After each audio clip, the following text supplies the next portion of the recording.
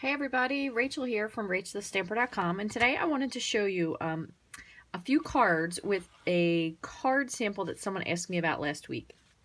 So they asked about using the inside portion of these because if you recall, the stitched nested labels actually cut out an outside design and an inside design. So if you see, they have two different cutting edges, so it cuts inside and outside, so it can actually leave you with two different pieces to be able to use. So one other thing I want to tell you too is a couple of people have asked, myself included, so when you get these together and you put them back in, they kind of seem like you can never get it in. So what you have to do is you have to kind of slip it in there and shove really hard, and it does close. I agree, not the optimal design. It's definitely not as easy.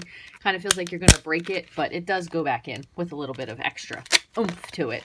So what I wanted to show you, you get all these different sizes with these stitch nested labels, and actually you can buy these combined with the Free as a Bird stamp set as a bundle. You can buy them together and save 10%. And then this is another piece that will actually give you a stitched edge. So if you needed a stitched edge on something decoratively, this would work really well on that. I know it's not there it is showing up so great on camera, but there's that one as well. And then you get all these other labels.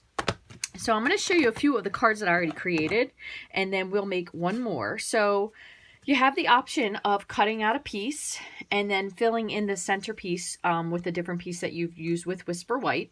So for this one, I actually used the Verdant Garden stamp set, which is kind of like a co-coordinator with the Magnolia, Good Morning Magnolia stamp set. So this is another piece that you can use. Got a lot of really nice sentiments.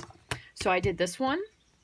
And then this one I just made as a flat layer because I didn't finish it, but I wanted to be able to show you that this one I actually cut out the outside, and then I have the inside piece here. So I'm going to show you another card to make with it. So this would be, if you had the whole piece, this is what it would look like, because this is 5 1/4 by 4. And then once you cut out the label, you'll take this piece out. So for this one, what I did was I just cut one in white and layered it, and then let the petal pink be the second kind of virtual layer. And then another one I did, and actually this one I layered a full sheet on top of because this is on a Mossy Meadow base. But I layered a full panel, because I cut it incorrectly, of petal pink. So this is 5 1/2 by 4 1/4. And then I laid a piece of the Magnolia paper again. You can see that this one doesn't match exactly because I cut it from the other one, but this is 4 by 5 1/4. And then I used a different piece of the back side of this one for the bottom, and then I added another layer on top. But I wanted to show you a couple things you could do with these inside pieces here. So I have a couple pieces today that are inside pieces. So here's a couple inside pieces here. And what you could do with these is you could either use them for the inside of the card. So if you wanted to, you could add this layer to the inside. As you see, it flips one side to the other. You could put it in here, and then you could put a little message on there as well, or you could make your own brand new card out of it. So I have two pieces here. I have basic black, and this is 5 1/2 by 8 1/2, scored at 4 1/4. And then I have another piece of petal pink. This is 4 1/4 by 11, and I'm going to score it at 5 1/2. And then I have a piece of the other designer series paper. Now this one goes with the Verdant Garden. And please excuse me, I still haven't memorized the names yet. This is the Garden Lane. So you have Garden Lane DSP, and then the other one is Magnolia Lane DSP. So this is a piece of the Garden Lane, and I was actually going to use this on this card here. So what I'm going to do is I'm going to lay it down, and then we're going to use this piece on top, and then we'll put one of these other sentiments here. Okay, and then the same, we could do the same for this one, which we could put, this is a crosswise card, or we could do it as a vertical card and put this on top. It'll be a very simple card, so we'll score this in half. But what I wanted to do was I wanted to show you that if you wanted to, you could actually cut out another layer underneath of this. So you could do it a couple different ways. That way you could use this piece of DSP underneath. So let me just show you a couple things you could do. So we could either, I'm going to take this sentiment layer off. Kind of got that lined up of where we think we want it. So you could either take the same size piece, which is this one, and we could cut it out. Or what we could do is we could go one step larger. And then what we'll do is we'll cut this out. It's going to have a little border around it. So then we'll have a black border against the pink and between the green paper. So what I'm going to do is I'm going to kind of eyeball this of where I think I want it for it to be straight. And I generally kind of eyeball the sides. And then we see we have about a finger. This will go up just a little bit. And if you wanted to, you could absolutely get out your T-square ruler, all that kind of stuff. But I'm going to just hold this down with two very well used pieces of Post-it tape. And if you see, it's not going to be a huge border, but it will be a little border that will be able to fit this in between. So let me just grab the big shot, and we'll pull that up here. We don't need this piece, just this one. And we're going to just run this through. And when you have these, I'm actually going to do it from this side so you can see. When you have these, you don't really want to put them straight so the hard lines go through. Kind of just give it a little tilt when you're running it through. Just that way it doesn't hit any of the angles straight on. It won't put as much pressure on the die. So we'll just run that through. Okay. And put this up and I'll show you what it looks like. All right. Whoops. So what we're going to do now, I'm going to just lift this off. And then we'll actually have another panel that we can use for another time for something else. So you'll see when you pull this off, then you'll have two pieces. So this one has stitching on it. You can see that there. And then this one has stitching on the edge as well. So what I'm going to do is I'm going to go ahead and fold this in half and just burnish it with my bone folder.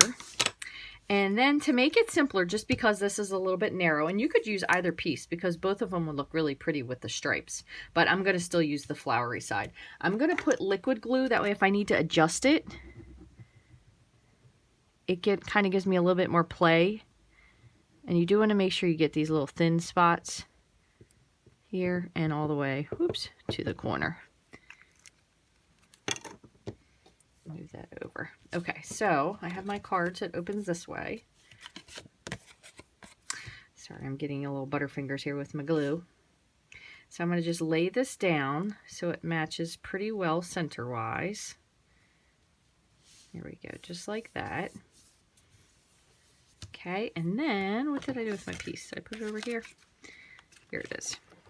So then what we'll do is we'll lay this one down, and then we'll have that nice black border there. So I'm going to do the same thing again. I'm going to do this with the liquid glue, the Tombow liquid glue. That way I can kind of make sure that I have the center exactly where I want it.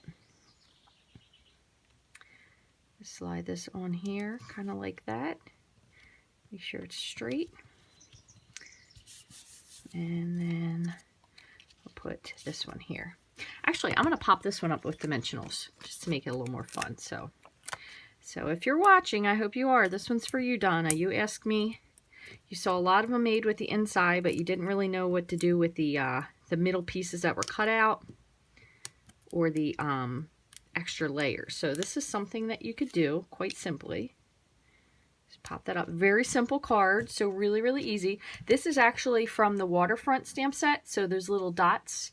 And then the sentiments, I use this other sentiment as well. We'll do this one for the vertical card. And then the friendship one is also from the Free as a Bird stamp set. So there's one.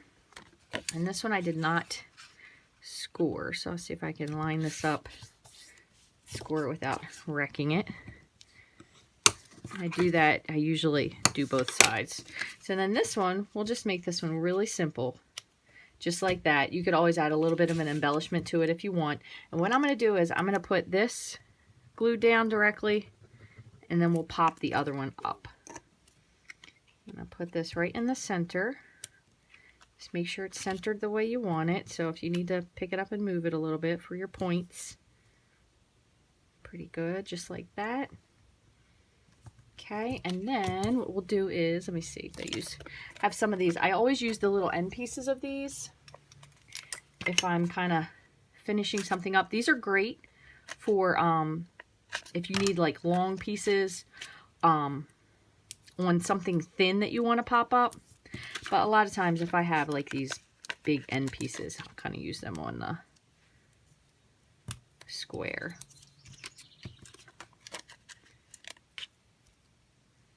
And we'll just put one more over here. Okay, so there's that. And then what you can do is you can put a nice panel on the inside, if you like, with a sentiment. You could do white. You could also do multiple layers on the inside if you wanted to, since the front was a little bit simple. You could layer a layer of Mossy Meadow and then Whisper White and put your sentiment on. So here's our top folding card. I'm going to put this. And the kind of cool part about this, the way it is, the way it's popped up, just make sure that's nice and centered. It almost makes like this is cut into it. And that would be another thing you could do as well. If you were looking for something different to do, what you could do is you could cut out a centerpiece and you could pop up the outside here and then inlay this in. So that would be another really cool card, but you can see this one sticks up. So really a couple simple cards, a couple that have a little bit more to them, but all really easy. This really, I think the double stitching really lends to a lot of stuff for you to be able to do with your stamps. It kind of gives you a little bit more stuff with your dies and then a little bit more stuff with working the pieces together. So I hope you guys found this useful. And again, thanks Donna for asking about this because you gave me a great idea for a really nice video to make. If you guys have any questions, you can always send me an email at rachthestamper@gmail.com. And you can find all these supplies and more in my online store 24/7, which is rachthestamper.stampinup.net. I truly appreciate all of your support. It is the way that I keep making these videos. So thank you guys so much for watching.